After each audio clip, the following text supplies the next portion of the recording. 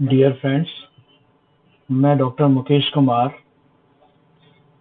Department of zoology, MSc college Bharatpur Gyandoot कार्यक्रम में आपका स्वागत करता हूं।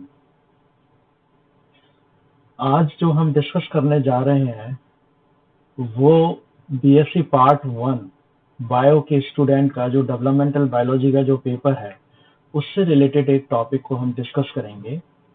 इस टॉपिक का नाम है स्पर्मेटोजेनेसिस। स्पर्मेटोजेनेसिस को जानने से पहले मैं आपको ये बताना चाहता हूं कि आपने एक टर्म गैमेटोजेनेसिस सुना होगा।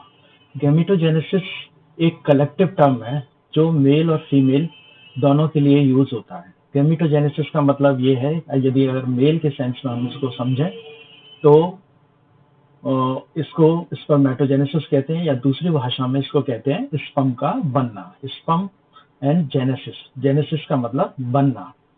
और फीमेल के संदर्भ में अगर इसको समझने की कोशिश करें तो इसको oogenesis कहते हैं। ऊ का मतलब होता है एग और जेनेसिस का मतलब होता है एग का फॉर्मेशन होना। तो आज इस लेक्चर में हम स्पर्मेटोजेनेसिस के बारे में जानेंगे। उसकी डेफिनेशन है, स्टेजेस है और वो प्रोसेसेस क्या होते हैं। Spermatogenesis is the process of formation of mature sperm cells through a series of mitotic and meiotic division along with metamorphic changes in the immature sperm cells. अगर इसको सरल भाषा में जानने की कोशिश करें तो ये है कि स्पर्म कैसे बनता है और उसमें किस तरह के सीरीज ऑफ माइटोटिक मीन्स समसूत्री और मियोटिक मीन्स अर्धसूत्री विभाजन किस प्रकार से होते हैं, और अल्टीमेटली जो स्पर्म्स की जो फाइनल स्टेज में दिखाई देता है वो किस प्रकार से बनता है। तो इसको अगर हम कलेक्टिवली जो है स्पर्मेटोजेनेसिस कहते हैं। और स्पर्मेटोजेनेसिस का जो बनना होता है वो टेस्टिस के अंदर होता है। It is the male version of gametogenesis which result in the formation of mature male gametes. जो मैंने आपको शुरू में ही बताया कि गैमेटोजेनेसिस का ये मेल वर्जन है जिसमें स्पर्म फॉर्मेशन होता है। In mammals, this takes place in seminiferous tubule of the male reproductive system. Spermatogenesis require optimal conditions to occur and is essential for sexual reproduction.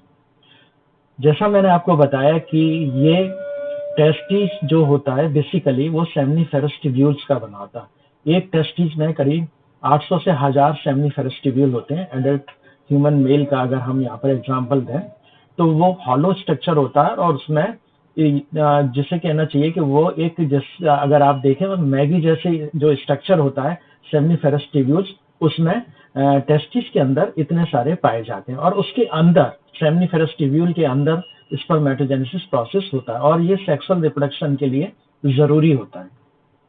The complete process of spermatogenesis occur in different stages that takes place in different structure within the male reproductive system.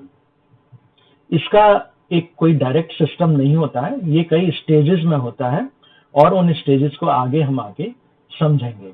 It begins in the seminiferous tubule within the testes and then continue into the epididymis where maturation of the male gamete occurs and they occur further stored under ejaculation. Seminiferous tubule जो होते हैं, जो कि मैंने अभी आपको बताया, उसमें स्पर्म का फॉर्मेशन होता है।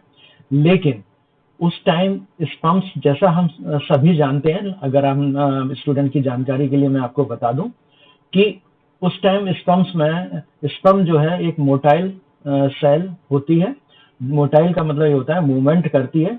लेकिन जब ये टेस्टिस में स्पर्म्स बनते हैं तो उस टाइम ये मोटाइल नहीं होते, एपिडिडीमिस में आकर इनका मैचुरेशन होता है जहां ये मोटिलिटी गेन करते हैं। The location of testis scrotum is critical as lower temperature, lower than the average human body temperature is essential for the process of spermatogenesis. ये बहुत ही एक इम्पॉर्टेंट फैक्ट है कि हमारा जो बॉडी का जो टेम्परेचर होता है स्पर्मेटोजेनेसिस प्रोसेस को पूरा करने के लिए उसका टेम्परेचर बॉडी टेम्परेचर से 1 से लेकर 8 डिग्री तक नीचे होना चाहिए। इसीलिए क्या है कि टेस्टिस की जो लोकेशन शरीर में होती है वो स्क्रोटम में होती है और वो बॉडी से थोड़ा नीचे होते हैं, जिससे उनका टेम्परेचर नीचे चला जाता है। यदि टेम्परेचर हाई होगा तो स्पर्मेटोजेनेसिस प्रोसेस कंप्लीट नहीं होगा। Spermatogenesis begin in male after puberty and it continued throughout the life. Even though sperms are continuously being formed in the testes, not all areas of testes can form sperm at the same time. इसको सरल भाषा में सीधा सीधा ये समझा जाए कि प्यूबर्टी एक स्टेज होती है जो कि मेल में पाई जाती है और जो लगभग 16-17 के साल के आसपास मेल जो बॉय होता है उसमें ये प्यूबर्टी के लक्षण आते हैं, जो अंडर द हार्मोन्स ये प्रोसेस शुरू होता है और वहां भी जो रिप्रोडक्टिव ऑर्गन्स होते हैं उनका मैचुरेशन होता है और वो फंक्शनल हो जाते हैं और उसी दौरान टेस्टिस में स्पर्म्स का प्रोसेस बनना शुरू हो जाता है और ये लाइफ लॉन्ग ये प्रोसेस चलता रहता है।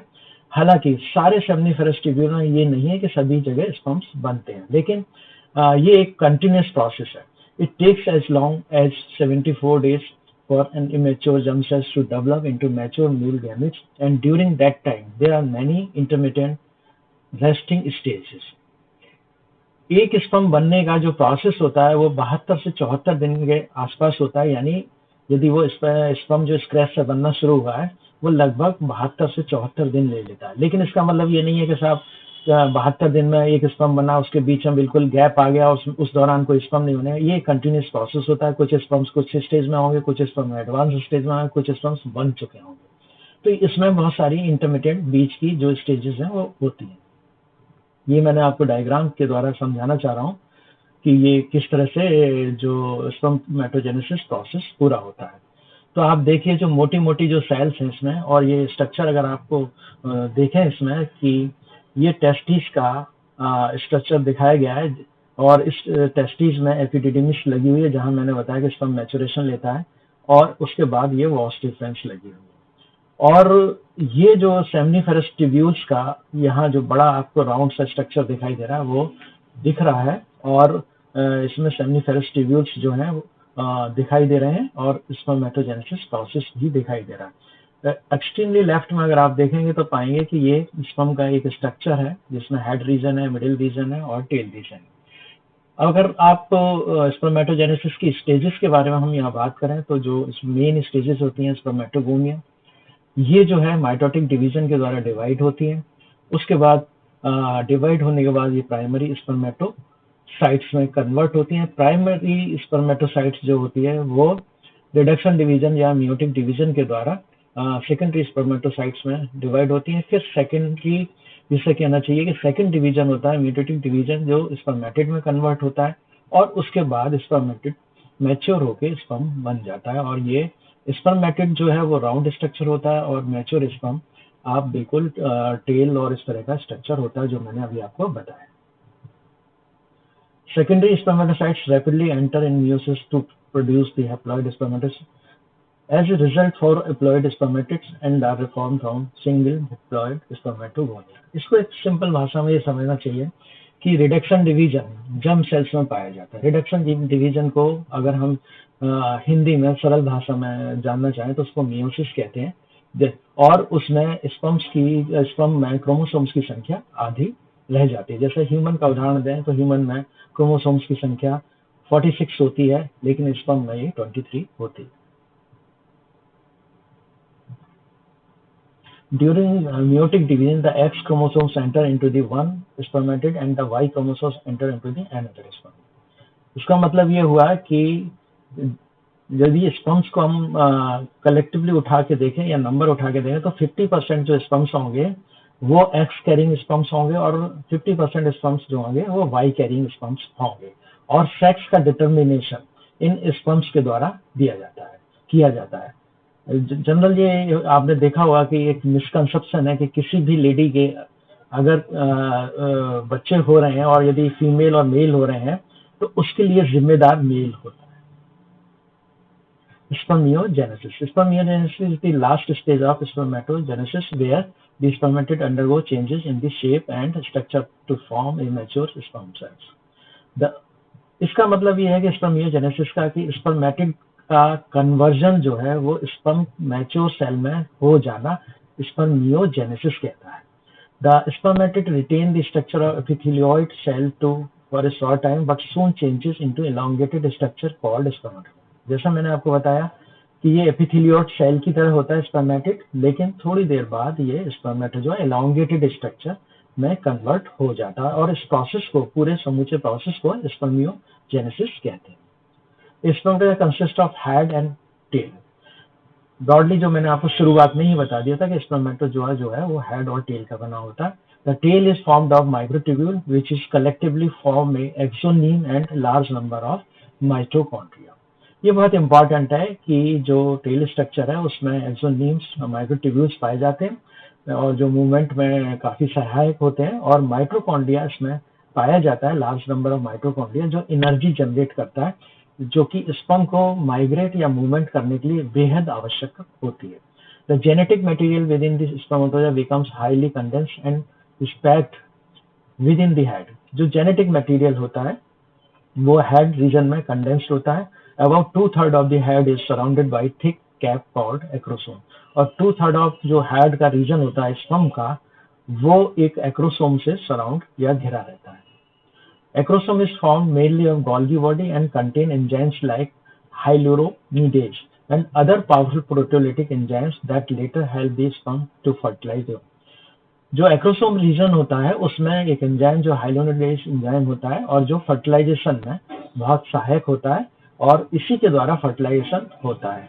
Under the influence of testosterone spermatozoa gain maturity, the excess cytoplasm and other organelles are phagocytised by the Sertoli cells. इसके लिए मैं आपको एक अलग से एक वीडियो बनाऊंगा कि जो रिप्रोडक्शन प्रोसेस है और स्पर्मेटोजेनेसिस प्रोसेस है वो स्ट्रिक्टली अंडर हार्मोनल कंट्रोल होता है। तो उसके लिए मैं आपको एक अलग से सेपरेट वीडियो बनाऊंगा, लेकिन यहाँ सिर्फ मैं इतना बताना चाहूंगा कि ये टेस्टोस्टेरोन के हार्मोन के इन्फ्लुएंस में स्पर्मेटोजोआ मैच्योरिटी गेन करता है। The mature spermatozoa are now released from the Sertoli cells into the lumen of seminiferous tubule, but they still lack motility. जो मैच्योर स्पर्मेटोजोआ होता है वो वहां से रिलीज हो जाता है और ल्यूमन मींस खाली जो स्पेस होता है सेमिनिफेरस ट्यूब्यूल का, उसमें वो रिलीज हो जाता है, लेकिन इनमें अभी मूवमेंट या मोटिलिटी या एबिलिटी टू मूव नहीं होती है।